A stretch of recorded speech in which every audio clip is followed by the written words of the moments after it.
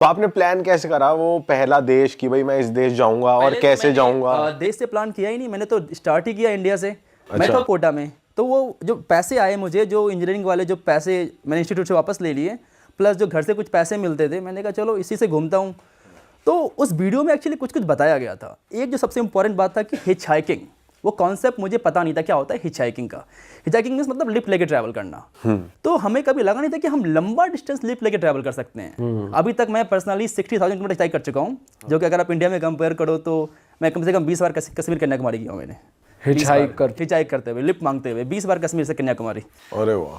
तो वो फिर अब तो लंबा एक्सपीरियंस हो गया, बट शुरू में फिर मैंने कहा चलो मैं ट्राई करता हूँ। तो मैं फिर निकल गया कोटा से जयपुर, कोटा से जैसलमेर, कोटा से मैं गया था उदयपुर।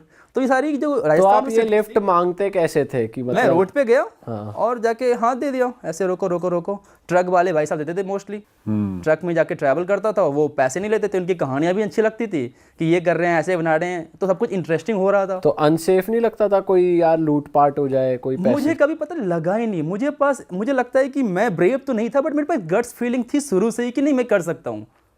मुझे लगता नहीं कि मैं ब्रेव था कि ये करने निकल गया, बट मेरे पास ये गट्स फीलिंग तो थी कि मैं कर सकता हूँ ये। दोस्तों, इससे पहले हम पॉडकास्ट को आगे बढ़ाएं, मुझे आपसे कुछ बात करनी थी। जैसा कि आपको पता है, हमें वीडियोस बनाते हुए 10 साल हो गए हैं और इन 10 सालों में हमने YouTube, इंस्टा और फेसबुक पे काफ़ी सारी ऑडियंस गेन करी है।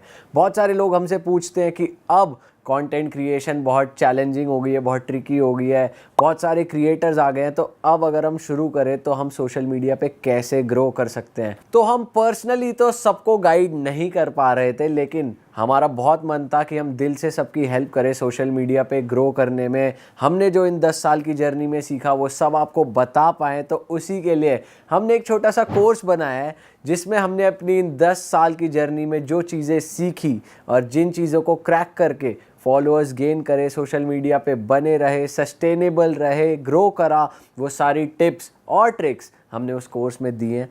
आई एम श्योर आप अगर उस कोर्स को देखोगे तो आपकी भी बहुत ज़्यादा हेल्प हो जाएगी। तो आपकी फील्ड कोई भी हो, कंटेंट क्रिएशन आज के टाइम पे एक नीड बन चुकी है अपने बिजनेस को ग्रो करने में, या फिर आपका कोई भी काम हो, अगर वो ऑनलाइन नहीं है तो वो सक्सेसफुल नहीं हो पाएगा आने वाले टाइम में। तो ये कोर्स आपकी मदद करेगा सोशल मीडिया पे आपके हैंडल को ग्रो करने में। तो हमारी वेबसाइट का जो लिंक है वो डिस्क्रिप्शन में भी मौजूद है, यहाँ पर भी लिखा आ रहा है, आप जाइए एक बार जाकर उस कोर्स को एक्सेस कीजिए और अपनी कंटेंट क्रिएशन की जर्नी को शुरू कीजिए। चलो अब बातों को आगे बढ़ाते हैं। तो कभी आपके साथ हुआ नहीं कि जैसे हिच हाइकिंग आप कर रहे हो और कभी कुछ आपके साथ हुआ हो, कुछ ऐसा यादगार पल उस टाइम का? मतलब इतने हिचहाइकिंग करने के बाद एक दो बुरा एक्सपीरियंस हुआ होगा, वो सेक्सुअली मोस्टली था कि अच्छा। यहाँ पे इस कंट्री में ये हो गया कि टच करने का प्रयास कर रहे हैं मेरे वगैरह को। तो एक या दो बार हुआ, कम से कम पता नहीं, मुझे याद भी नहीं, कम से कम 1000 ट्रक्स में तो मैं ट्रैवल किया ही होऊंगा।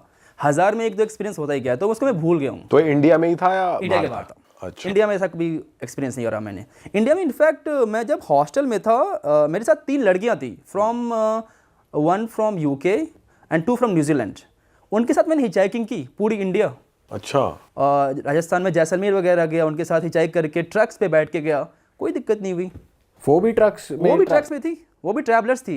जब मैं जयपुर वगैरह गया तो वहाँ पे हॉस्टल में रहा, देन मैंने इंटरेक्ट किया वहाँ के जो फॉरेनर थे कि कैसे ये भी 18-19 साल के बंदे हैं, बच्चे हैं और वर्ल्ड घूम रहे हैं, क्योंकि ये सब कॉन्सेप्ट है फॉरेन के अंदर, इंडिया के अंदर ये कॉन्सेप्ट नहीं है। करेक्ट। तो फिर उनसे भी इंस्पिरेशन मिली कि अच्छा ये भी कर सकते तो मैं क्यों नहीं कर सकता हूँ। मैं भाई, तुमने कितने एरियाज है, कितनी जगह घूम ली थी, फिर जाकर तुमने अपने घर में बताया कि अब मैं एज अ ट्रैवलर घूम रहा हूँ, मैंने पढ़ाई छोड़ दी है? 2017 में मैंने ट्रैवलिंग स्टार्ट कर दी थी। 2020 में मैंने कभी बताया नहीं घर पे, बट यूट्यूब मैंने स्टार्ट कर दिया। अच्छा। एंड देन उन्हें यूट्यूब के बाद देख लिया कि यूट्यूब पे भी एक वीडियोस वायरल हो गई थी, तो घर वालों ने तुम्हें यूट्यूब पे डिस्कवर किया, यार ये तो हमारा लड़का कहाँ घूम रहा है, ये यूट्यूब पे डिस्कवर किया है। ये कोटा तो नहीं लग रहा ये जहाँ पहुंचा हुआ है गोरों के साथ। ये कोटा नहीं था। हाँ। तो उन्होंने यूट्यूब पे ही डिस्कवर किया था। अच्छा। पहली बार उन्होंने कि मैं ट्रैवल कर रहा हूँ। पर भाई, जैसे आपने इंस्टीट्यूट से पैसे वापस ले लिए, घूमना शुरू कर दिया, तो आप रहे कोटा में ही रहते?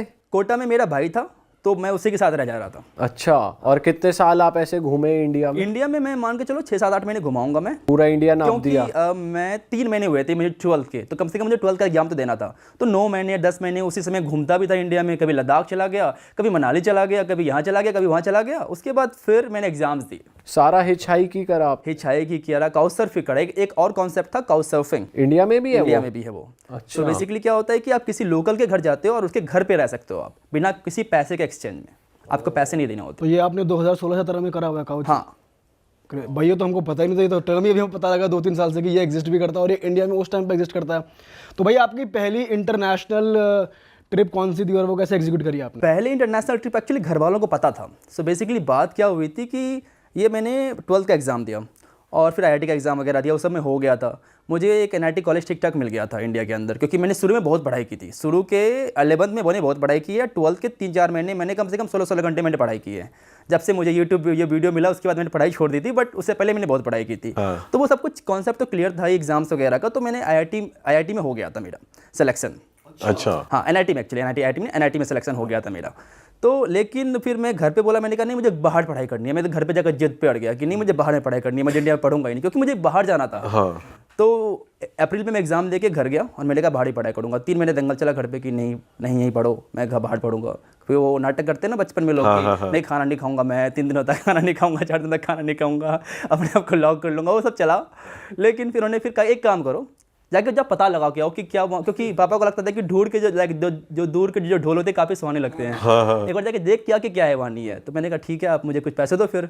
तो फिर मैंने घर से 30,000 रुपये लिए थे, सिर्फ 30,000 रुपये लिए थे मैंने। और 30,000 रुपये में मैं 1 महीने रशिया घूम के आया था। मैंने पापा घर वालों ने भेजा था कि जाओ पता लगा के आओ कि क्या है नहीं है वहाँ पे। मैं गया, किसी कॉलेज में गया ही नहीं, मैं गया अपना हिचाई करके पूरा रशिया घूम के आ गया। पर भाई 30,000 तो फ्लाइट का ही नहीं लग गया होगा? फ्लाइट का उस समय एयर अस्ताना की फ़्लाइट चलती थी इंडिया से दिल्ली से आना जाना, मेरा 18,000 रुपये का हुआ था। और मान के चलो आप 4,000 का मेरा वीज़ा हुआ होगा, 22,000 रुपये, मेरे 8,000 रुपये मैं पूरा ट्रैवल कर लिया था। पूरा रशिया घूम लिया? रशिया घूम लिया था कितना टाइम में? 1 महीने। अरे भाई ये क्या है कि यार तगड़ी वीडियो देख लिया आपने तो कोई भाई। क्योंकि मैंने देखिए ट्रैवलिंग में 3 खर्चा होता है, एक होता है ट्रांसपोर्टेशन का, एक होता है एकोमोडेशन का, एक होता है आपके खाने का। मेजॉरिटी आपका 3 ही खर्चा होता है। लेकिन मैं क्या करता, ट्रांसपोर्टेशन के लिए हिचाई कर लिया, लिफ्ट मांग के ट्रैवल कर लिया, उसमें 1 रुपये नहीं देने पड़े मुझे। एकोमोडेशन के लिए मैंने काउच सर्फिंग कर ली, लोकल लोगों के घर पे रह गया, उसमें आपको पैसे नहीं देने पड़े। फिर बचता है पैसा सिर्फ आपका खाना का। आप खाने तो आप किसी के घर पे रहोगे तो आपको वो खाना देंगे ही कहीं मोर और लेस, तो वो भी बच जाता था। तो सस्ते में मैंने ट्रैवल किया था ऐसे ही। तो जब आप किसी के घर पे रुक रहे हो तो वो कुछ एक्सपेक्ट करते हैं इन रिटर्न कि भाई हम आपको घर में रुकवा रहे हैं? ऐसा कुछ एक्सपेक्ट नहीं करते। बेसिकली होता है क्या है कि वो दूसरे कल्चर के लोग होते हैं, जैसे कि इंडिया में मैं इंडियन हूँ तो उनको इंटरेस्ट है कि इंडिया के बारे में जानना, तो मैं उनसे कन्वर्सेशन करूंगा, इसलिए उन्होंने मुझे बुलाया है। अच्छा। तो वो एक कल्चरल एक्सचेंज के लिए उन्होंने बुलाया था। बट भाई कभी आपको लैंग्वेज बैरियर फील नहीं हुआ किसी और? लैंग्वेज बैरियर तो मैं पहली कंट्री रशिया थी, मुझे रशियन का एक वर्ड नहीं आता था। मैं एग्जांपल देना चाहूँगा, मैं पहली बार रशिया में लैंड किया था मैं, और एक बंदे से मैंने पूछा कि कैसे कहते हो थैंक यू, उन्होंने मुझे गाली सिखा दी। और आप पूरा मान के बैठे हुए थैंक यू। तो फिर एक लड़की से मैंने पूछा कि तुमको पता है ATM कहाँ पर होगा? उसने कहा हाँ राइट जाओ, लेफ्ट जाओ, यहाँ से वहाँ जाओ। फिर मैं बोलता हूँ थैंक यू। फिर मैंने उसकी लोकल लैंग्वेज यूज़ की कि उसकी लोकल लैंग्वेज बोलूँगा। मैंने उसको बोला था सुगा, उसका मतलब कुछ गाली होता है। तो वो दोनों हो गया कि लाइक उसने मुझे देखा ऐसे कि मुझे गाली क्यों दे रहा है ये, ऐसे मुझे घूर के देखा, कुछ थप्पड़ वगैरह नहीं मारा। 2-3 के बाद समझ आया कि इसमें कुछ दिक्कत है, क्योंकि मुझे लोग घूर रहे थे, माँ किसी ने मारा नहीं। लेकिन फिर आपने कंफर्म किससे करा? फिर दूसरे बंदे से कि इसका मतलब क्या होता है? बोलते इसका मतलब गाली होता है, क्यों तू सबको दे रहा है? ये कहा माय गॉड मुझे पता ही नहीं था। तो ये था मेरा पहला लैंग्वेज बैरियर रशिया के अंदर। अच्छा भाई काउच सर्फिंग करते हुए कुछ बैड एक्सपीरियंस रहा आपका कभी? मोर और लेस मेरा कभी काउच सर्फिंग बैड एक्सपीरियंस नहीं रहा है। अच्छा, ऐसा कुछ बैड एक्सपीरियंस नहीं रहा है मेरा काउच सर्फिंग करते करते। पर भाई आप जैसे 1 महीना आप ट्रैवल किया, आपने पूरा कवर कर लिया रशिया, तो बीच में से हम लोग ट्रैवल करते हैं कभी 20 दिन या 10 दिन, तो हमें तो ये हो जाता है भाई घर की याद आती है, इंडिया जाना है वापस। नहीं वो तो मेरा ड्रीम था ना कि मुझे एक बार बाहर कभी माइंड में नहीं आया? कभी माइंड मुझे बोला यहीं रह जाऊं मैं अब तो। अच्छा। बिल्लो जेल से फरार। बिहार का लड़का रशिया पहुंच गया यार। और भाई बड़ी बात है, पापा ने बोला जा पढ़ाई का पता कर गया। हाँ 30,000 रुपए में भाई, 30,000 रुपए में यार क्रेजी। पहले घर वालों को लगा कि बहुत खर्चे हो जाएंगे, मैंने कहा नहीं मुझे उतना नहीं चाहिए, मेरे को सिर्फ 20,000 रुपये दो, क्योंकि मेरे पास 10,000 रुपये बचा हुआ था कोटा से। मैंने कहा 20,000 रुपये दो मुझे, अब बस मैं पता करके आता हूँ। उनको बिलीव नहीं हो कि चले जाएगा 20,000 रुपये में। बट भाई जैसे आप रशिया गए तो इंडियंस तो चलो आप इंडियन से कम्युनिकेट कर सकते हो कि भाई मेरे को यहाँ तक छोड़ दो, वो ट्रस्ट भी कर लेगा मैं यहाँ से हूँ या जो भी है। पर रशियंस ट्रस्ट कर लेते थे इजीली कि भाई हाँ चलो इसको लिफ्ट दे देते हैं, या वहाँ पे ये कल्चर था ही? वो कल्चर एक्चुअली है, इंडिया में ये कल्चर नहीं है, क्योंकि इंडिया में लिफ्ट मांग के कोई ट्रैवल नहीं करता। बट रशिया वगैरह बहुत बड़ी कंट्री है, तो उनके एक्चुअली एक वर्ड है, प्रॉपर वर्ड है कि हिच हाइकिंग मतलब उनके वर्ड में होता है अप तो स्टॉप।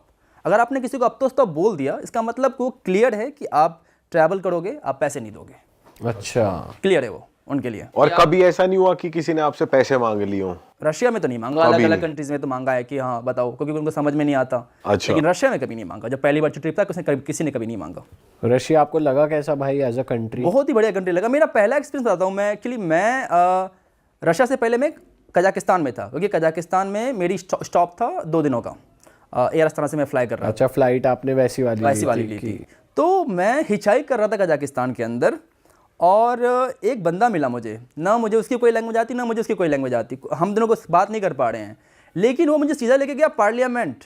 मतलब कौन बंदा है ये? पता चला था ये तो मेयर है सिटी का। और मुझे सीधा पार्लियामेंट लग गया। वो लोग अपना बातचीत कर रहे हैं, तो मीटिंग कर रहे हैं, मैं एकदम बैठा हुआ हूँ। फिर मुझे यहाँ पे छोड़ा, घर पे छोड़ा कि चलो आ जाओ मेरे घर पे आओ, कुछ खाना पीना खाते हैं। तो इस तरह के एक्सपीरियंसेस हुए। तो कभी वो बैड एक्सपीरियंस हुए ही नहीं, इतने अच्छे अच्छे लोग मिले। हाँ। फॉर एग्जाम्पल एक मैं मलेशिया में था, मैं एक मल्टी मिलियनर के साथ रुका था।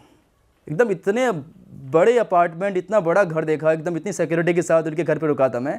लगा ये काउच सर्फिंग। डिस्क्राइब करो कैसा था लाइफस्टाइल? लाइफस्टाइल उसकी तो कुछ ज़्यादा ही अजब थी। लाइक थोड़ा वो बहुत डाउन टू अर्थ पर्सन था। बहुत पैसे थे उसके पास।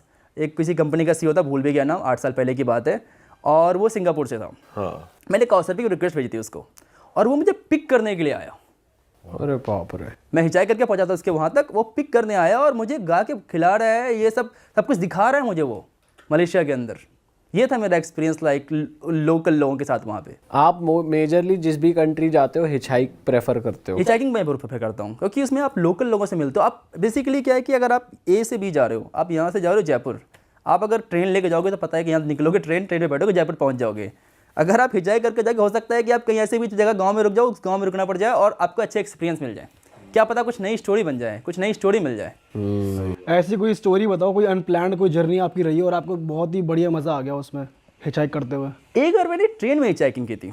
ट्रेन में भी हिचहाइकिंग होती हिचहाइकिंग है? ये कैसे होती है? सो बेसिकली मैं था तंजानिया अफ्रीका में, और अफ्रीका में क्या हुआ कि ट्रेन पे सीट नहीं मिल रही थी।